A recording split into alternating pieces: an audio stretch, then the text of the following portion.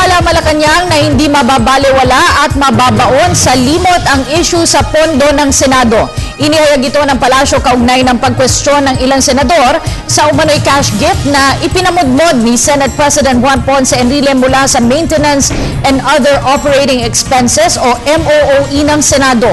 Ayon kay Presidential Spokesperson Abigail Baute, magsisilbing aral ang insidente at magiging mas aware ang publiko sa tamang paggamit ng pondo ng bayan. Ipinaubaya naman ng Malacanang sa Senado ang desisyon sa mungkahi ng Volunteers Against Crime and Corruption o VACC na isailalim sa lifestyle check ang Chief of Staff ni Senador Enrile.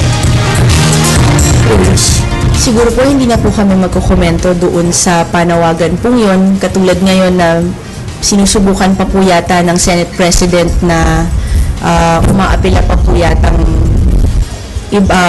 for her to take back the resignation or for her to really bombo. We don't want to comment especially since that is a matter, the resignation, just to make it clear, is a matter between the staff and the principal.